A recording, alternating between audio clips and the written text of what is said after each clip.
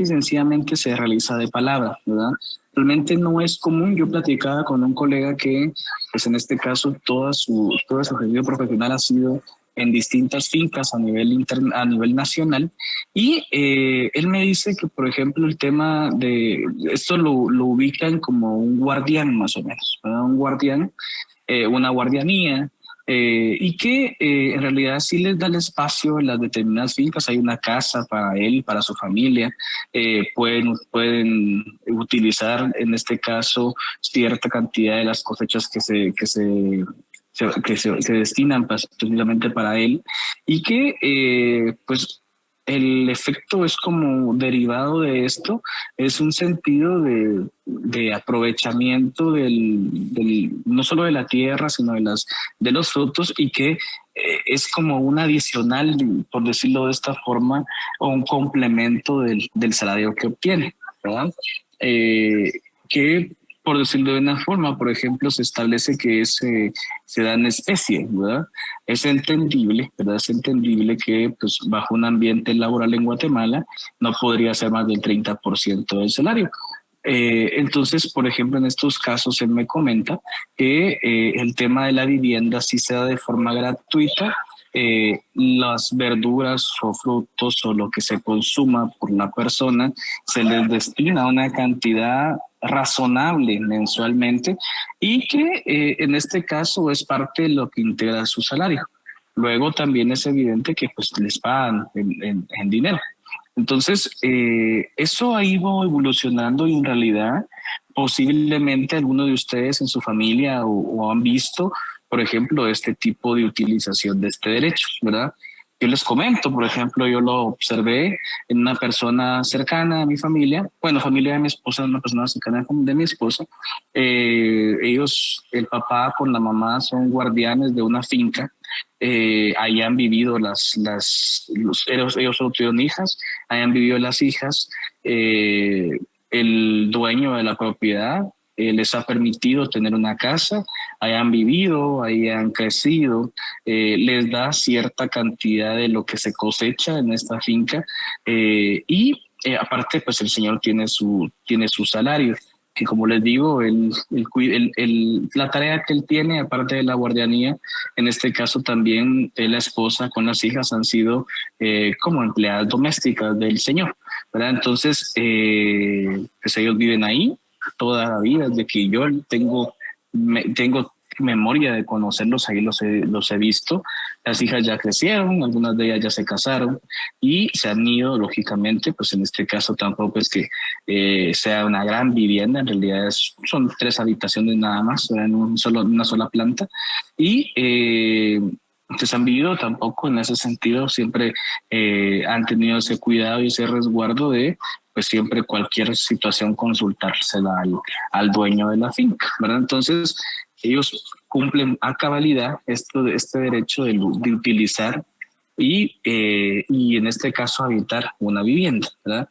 Utilizar los frutos limitados a sus propias necesidades, y la vivienda evidentemente para ese derecho de habitarlo, que no es un arrendamiento, es de decirlo, ¿verdad?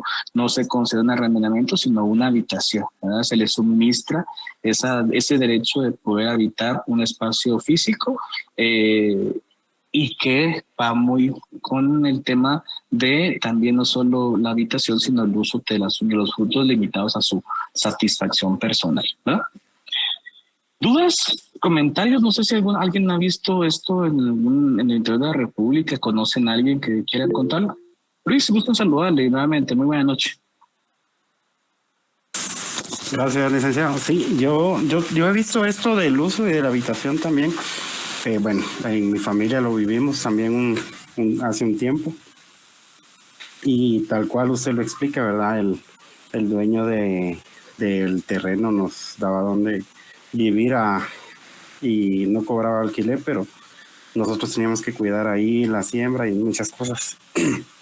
Y también lo he visto en otras personas que incluso hasta le cedió ya el espacio de la vivienda a esa persona que cuida esa finca.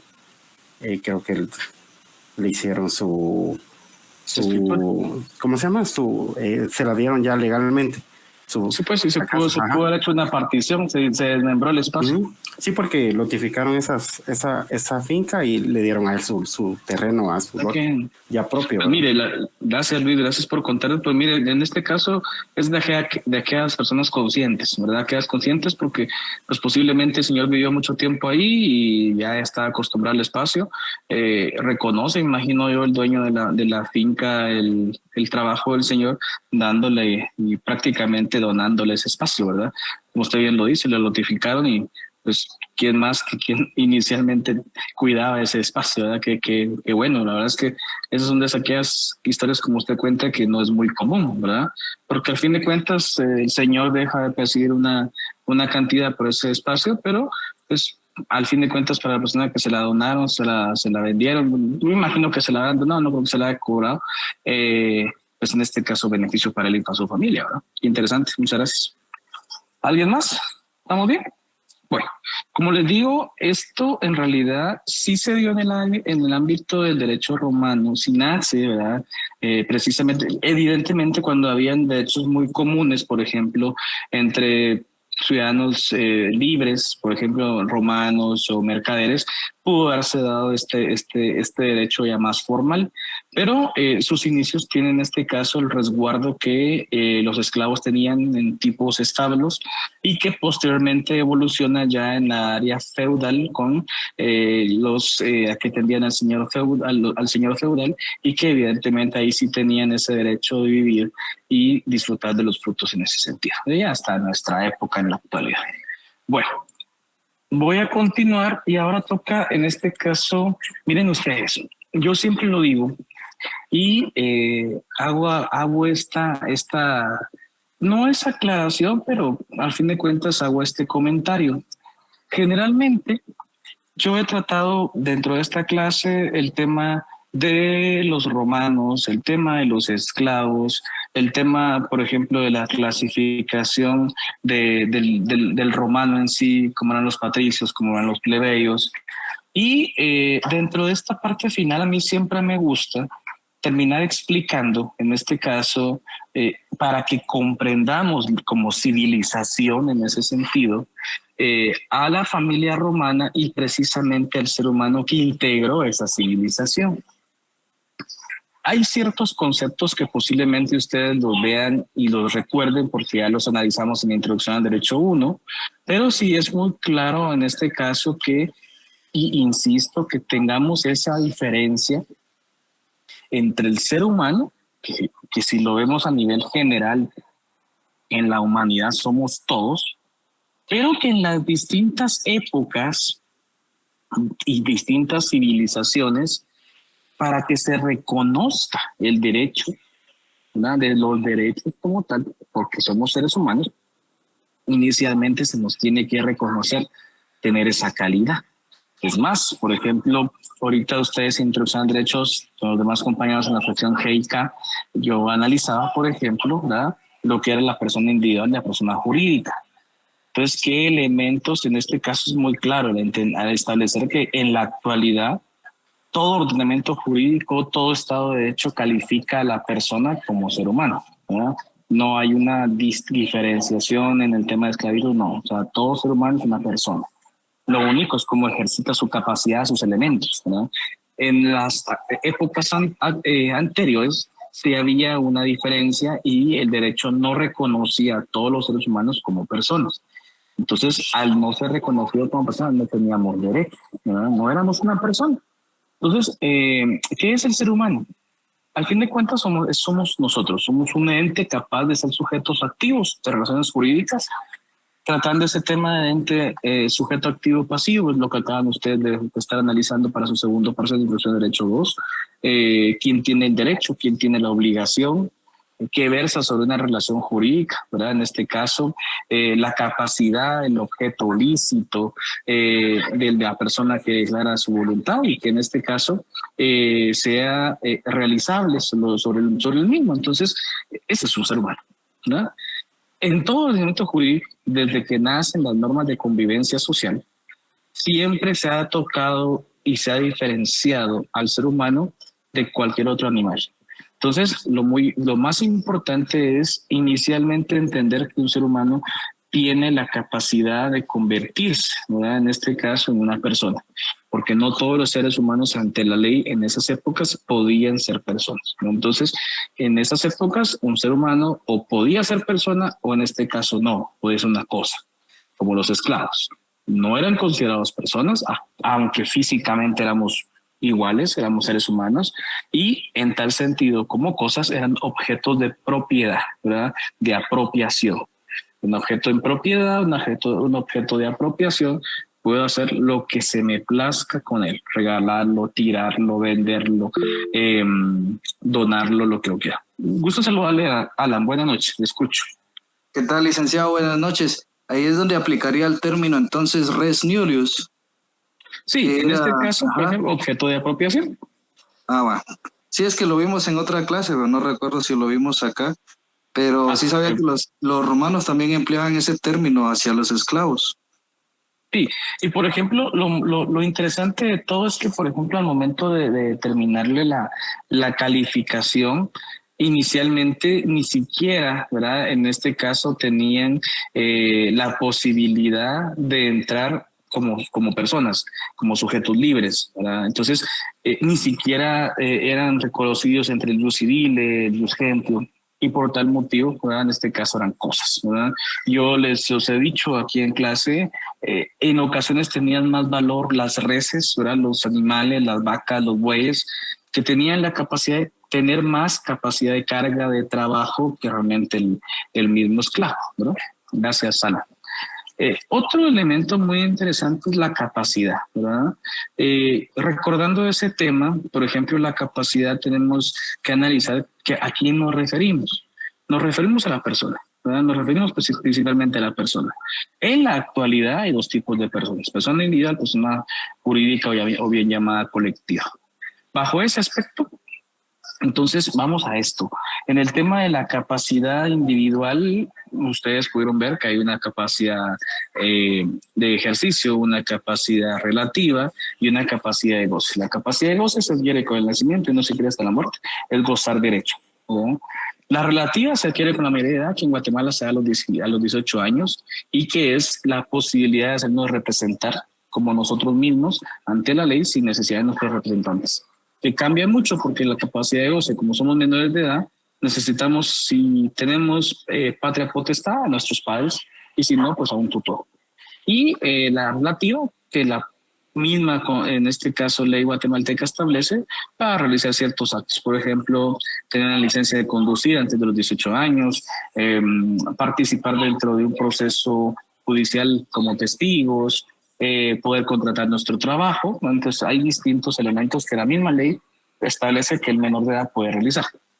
Bajo ese concepto, pues lógicamente ahora tenemos a la persona jurídica que la capacidad la ejerce a través de su representante legal, que cumplir con todos los requisitos legales, entiéndase, tener en este caso haber realizado una asamblea donde los accionistas o los socios hayan designado a una determinada persona para la representación de la sociedad, que con esta copia de la asamblea o del acta de asamblea vaya con un notario, que el notario haga el acta de nombramiento, que esta acta de nombramiento, dependiendo si es una persona, en este caso como civil o mercantil, la registre.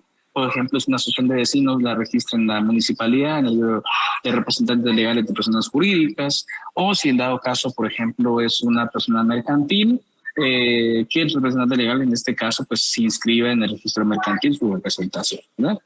Vamos a esto.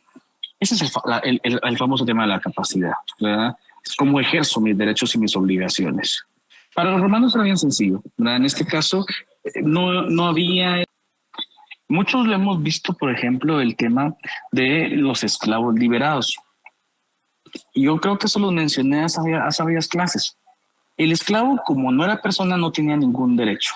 Obligaciones una infinidad, ¿verdad? O sea, por sí, era su vida era servir a su esclavista.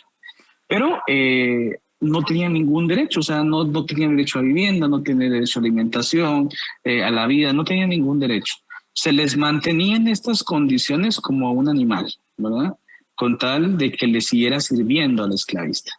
Entonces, cuando hay dos corrientes de cómo entender la libertad a un esclavo. Número uno, cuando se le entregaba un objeto, que este objeto significaba que esta persona ya tenía propiedad sobre una cosa. En ese sentido, desde ese momento ya no era cosa, porque las cosas no pueden, según el derecho urbano, tenían la capacidad de apropiarse de otras cosas. Entonces, cuando al ser humano llamado esclavo se le entrega un bien en propiedad, pasa a, en este caso, ser reconocido el derecho de propiedad y por tal motivo deja de ser esclavo, ¿verdad? En este caso es un esclavo liberado, y que ya significa la posibilidad de tener algún grado de derecho, ¿no?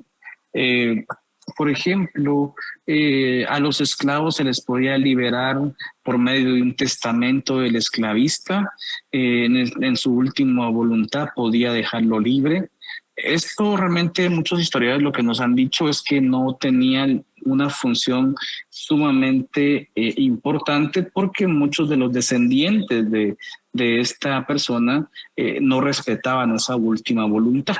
Entonces el esclavo seguía siendo esclavo. Ahora bien, hay algo que sí en este caso se evidenció mucho en el tema de la libertad del esclavo, cuando se le entregaba un bien que en muchos casos era propiedad del esclavista y se lo entregaba como propiedad del esclavo, a forma de identificarlo ya con algún derecho.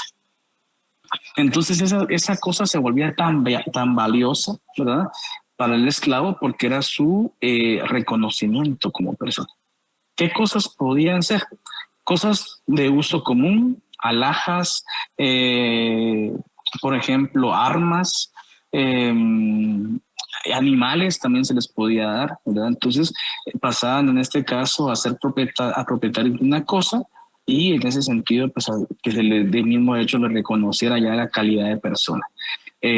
Con limitados derechos, sí, porque a fin de cuentas es una clasificación aparte, ¿verdad?, de los esclavos liberados, con libertini que les dicen algunos, pero aún así, en este caso, podían ya iniciar en su vida jurídica bajo ese reconocimiento de la capacidad como persona.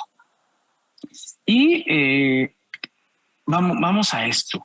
Lo interesante de todo es que como vivían en una sociedad esclavista, muchos historiadores nos han dicho que uno de sus primeros como que situaciones o derivado de estas condiciones es que terminaban esclavizando a otras personas. O sea, un esclavo liberado podía tener esclavos, al fin de cuentas eran cosas, pues, o sea, eso es lo que me quiero dar a entender.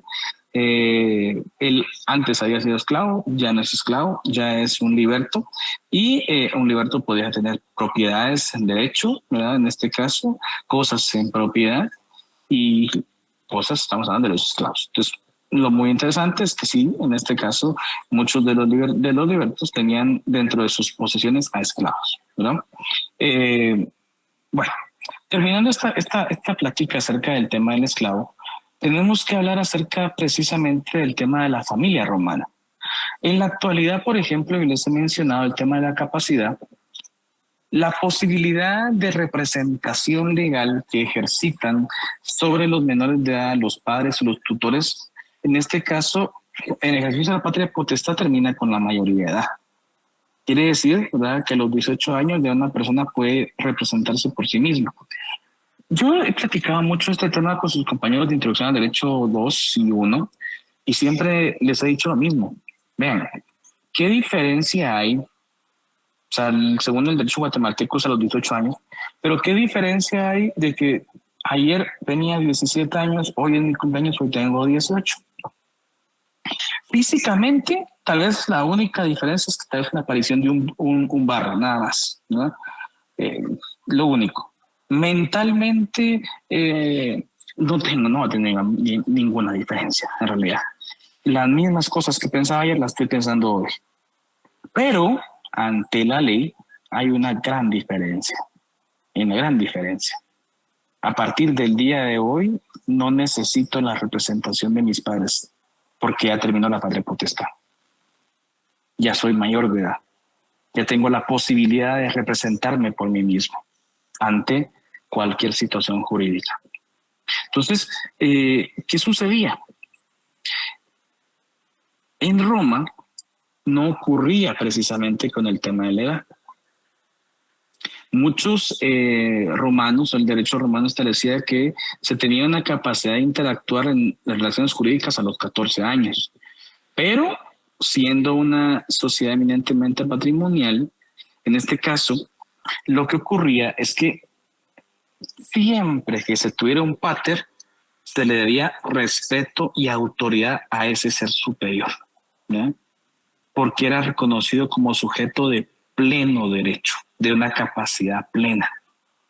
En la actualidad, a los 18 años ya tenemos capacidad plena, porque ya llegamos a la capacidad de ejercicio y llegamos a llegamos a la capacidad de goce y llegamos a la capacidad de ejercicio, una capacidad plena.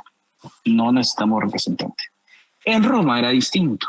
En Roma no había esa cantidad de mayoría de edad. O sea, si aún tenía mi pater, y mi pater era el ascendiente común superior de toda mi familia, él era el que tenía la plena capacidad de la representación. Era el cabeza de familia, independiente de la edad que tuviera. Yo puedo llegar a tener 30, 40 años, contraer matrimonio, y aún así, mi esposa me debía respeto a mí como su esposo, y le debía respeto a mi padre como a su suegro, se puede decir, como mi pater, como el superior jerárquico de toda la familia. Entonces, no había en realidad una posibilidad de adquirir capacidad plena hasta la muerte del pater. Y generalmente la capacidad plena la adquiría el primogénito y la capacidad de representar a toda su familia. Entonces, en las familias romanas siempre se encontraba un pater en capacidad plena y las demás personas, en este caso, con una personalidad o una capacidad intermedio moderada, ¿verdad?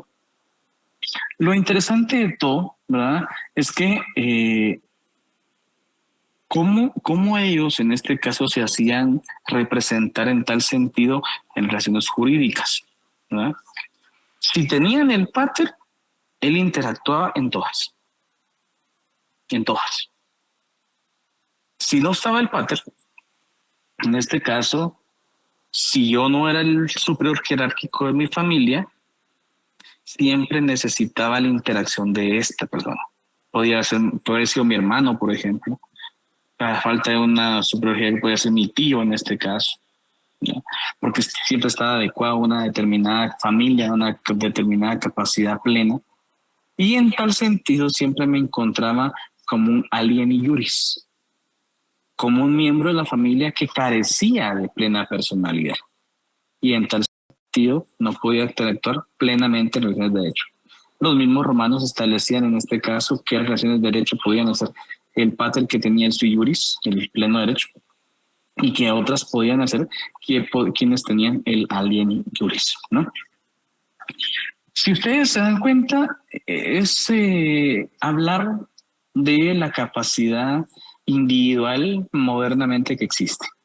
Una capacidad de goce, que podría ser en este caso el alien iuris, gozar de derechos, pero con una limitado ejercicio de los mismos, y un sui iuris, una capacidad de ejercicio, en este caso la capacidad plena para representar ante la ley. Esto evidentemente no trascendió más de la época romana y ni siquiera dentro de la época romana en otros pueblos muy cercanos. Los otros pueblos, por ejemplo, los romanos les llamaban los bárbaros, no eran porque fueran bárbaros en realidad, sus creencias, ¿qué les digo? Sus tipo de sociedad, su comportamiento, sus tradiciones eran distintas a los romanos. Entonces los romanos, como no los entendían, los veían como algo bárbaro, como algo fuera de contexto. Entonces en otros pueblos no había esta diferenciación entre pleno derecho o derecho limitado o intermedio.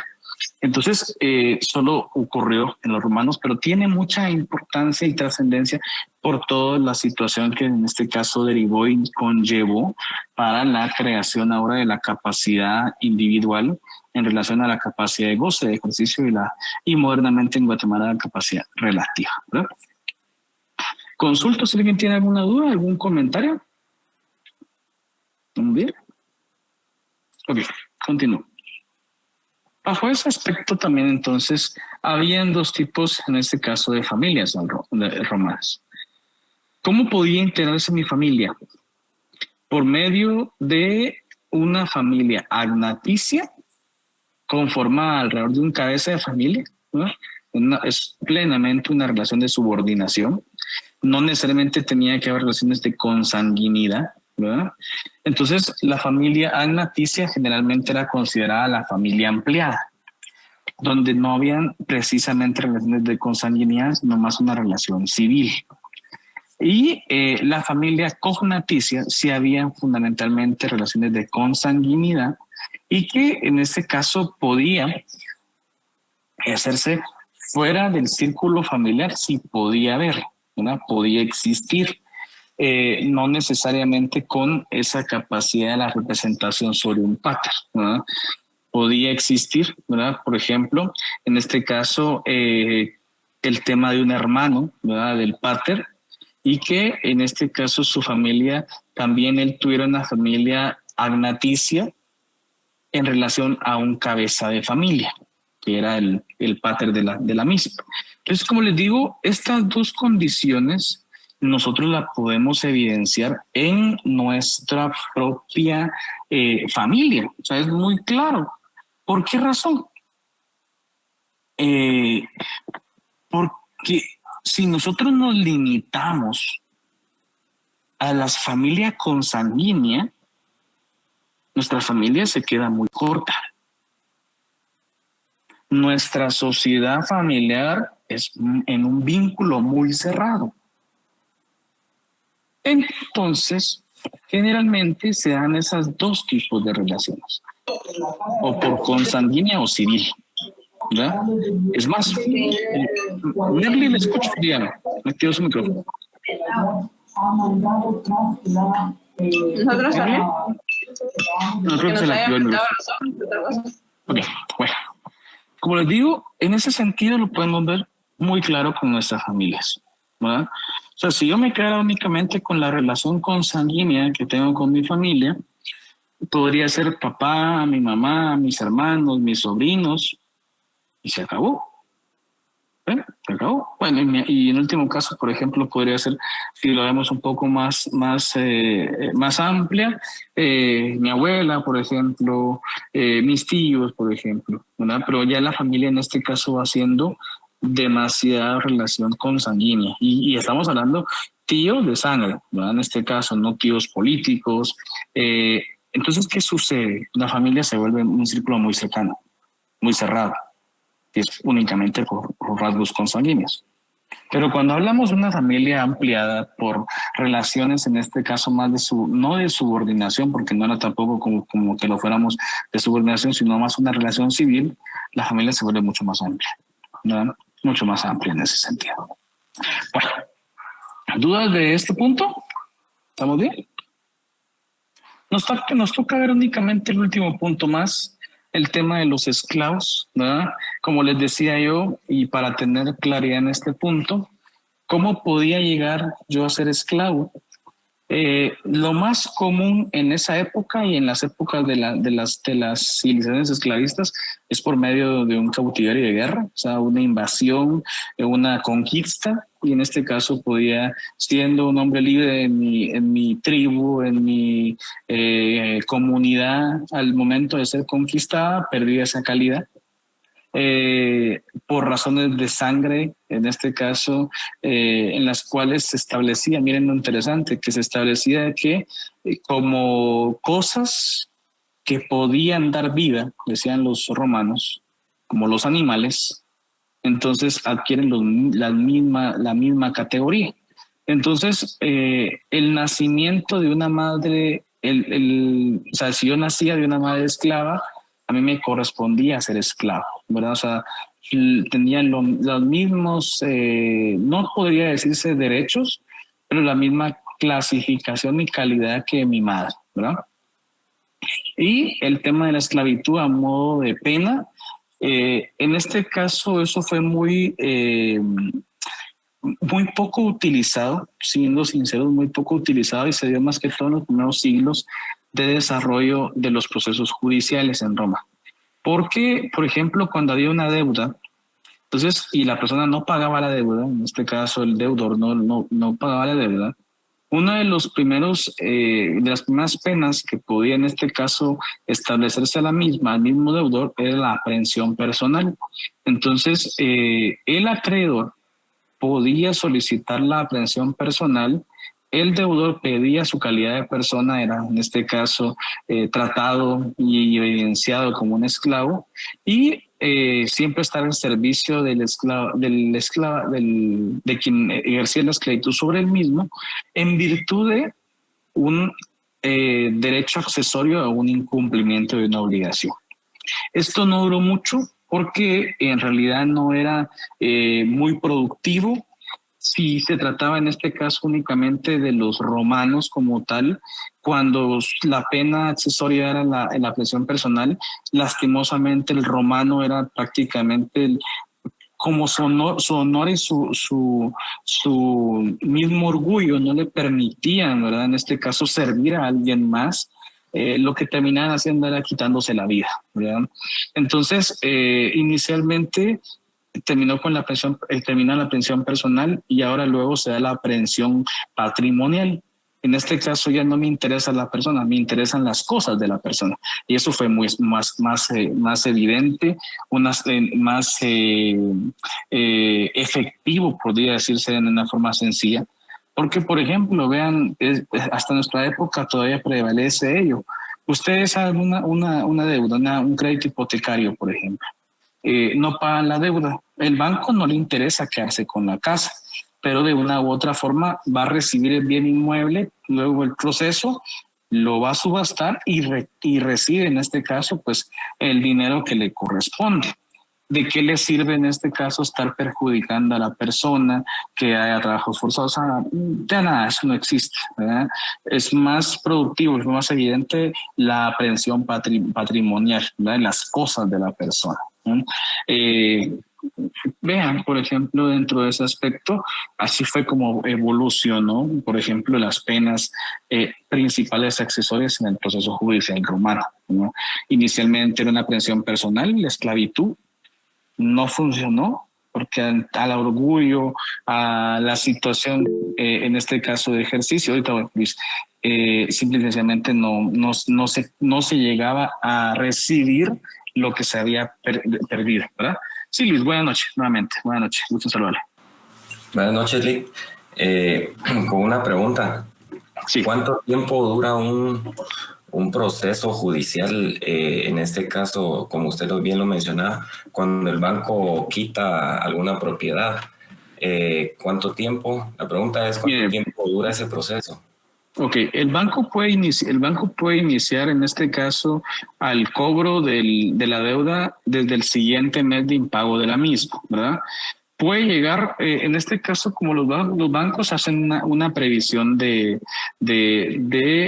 demora, en este caso, y que cuando se tiene ya 3 meses del impago de la cantidad como tal, el banco en el 4.º mes inicia las gestiones para un cobro administrativo, todavía no judicial.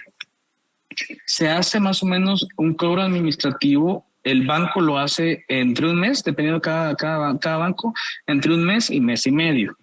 Luego del mes y medio, pasados casi como los 5 meses del impago de la deuda, lo que sucede es que el banco en este caso ya lo da como crédito incobrable. Tiene una previsión específicamente para esos créditos incobrables. Entonces, vamos a esto. Como este crédito no es fiduciario, sino tiene una garantía, entonces lo que ocurre es que este tipo de créditos el banco debe obligatoriamente iniciar los procesos judiciales para garantizar el recibir lo que le corresponde, y generalmente este tipo de procesos inician a los 6 meses del impago de alguna cantidad de deuda. Lo que ocurre es que en ese sentido eso no es rentable para el banco, porque el banco va a iniciar un proceso judicial donde va a correr en cobros judiciales, y que en ese sentido puede ser que en este caso, después de ejecutar el bien y subastarlo, pueda recuperar lo prestado, o dependiendo la época, simple y sencillamente no se pueda recuperar. Entonces, lo que es más conveniente para el banco es llegar a hacer una negociación nueva, una reanálisis del crédito, por ejemplo, y le ofrecen en este caso pues una reactivación del mismo, con más años, una cuota distinta, por ejemplo, cuando hay posibilidad de que el cliente acepte esta negociación. De lo contrario, de forma casi que estándar, podría decir, si no se llega a un acuerdo, a los 6 meses se inicia el proceso judicial. Este proceso judicial puede tardar hasta entre 1 año y medio y 2 años. A los 2 años, si no hubo o año y medio no hubo un acuerdo, sí se solicita la subasta, y la persona podría terminar, y hasta que en este caso se termine, ¿verdad?, se cambie de propietario. Usted puede, por ejemplo, ver algunas propiedades en colonias de apartamentos, algunos edificios, en residenciales, ya está vacía la casa, pero no la habita nadie más, porque están en un proceso judicial. Entonces, la persona sabe que tarde o temprano va a tener que salir de esa propiedad porque la van a subastar. Pero como hasta que esté la subasta y que hasta que sea el cambio de propietario, porque se lleva en este caso con el juez de escritura de compraventa de quien en este caso ganó la subasta, hasta ese momento donde se ordena ya el registro de la propiedad, cambiar la propiedad, hasta ese momento pues se hace el tema y que recibir el dinero para la entidad financiera. Entonces, hasta ese momento ya prácticamente ya no es mi propiedad, sino ya pasa propiedad de alguien más, ¿verdad? Entonces, pero por regla general 6 meses, son más o menos 6 meses. Si no se llega a un acuerdo, dentro de 2 años, 2 años y medio, podemos dilatar más el proceso presentando algunos memoriales, pero no podría más de darse unos 3 o 4 años. Si no se llegó a un acuerdo, en 3 o 4 años pierdo la casa, más o menos, ¿verdad? Muchas gracias, Lick. Bueno, y el último, queridos jóvenes, el tema de la manumisión, ¿verdad? Este acto era precisamente esa liberación del esclavo, ¿verdad? Y pasa a formar parte de otra clase social, no directamente dentro de los romanos ni entre las personas libres, sino que de una clase social llamada los libertinos, los libertos, esclavos liberados, ¿verdad? Que era una clase aparte de personas liberadas, o personas libres, pero con menos garantías todavía de derechos que los que se aplica al Iusgenio, ¿no? Bueno, hasta aquí llegó el día de hoy, queridos jóvenes. La otra semana, les recuerdo, inician los segundos parciales. Con ustedes, en este caso, los días que tengo clase y que hay examen, evidentemente, pues no tendré clase, ¿verdad? Pero, por ejemplo, la otra semana, el día jueves, no tenemos examen. Vamos a ver entonces aquí en clase, ¿verdad? Ha sido un placer haber estado con ustedes, queridos jóvenes. Un abrazo, que estén muy bien. Nos encontramos la otra semana. Descansen este fin de semana, echarle ganas a sus clases que inician segundos parciales, y les deseo de todo corazón que les vaya muy bien. Estamos en contacto. Muy buenas noches. Feliz noche, licenciado. Feliz noche, licenciado. Gracias. Realmente un abrazo, jóvenes. Buenas noches.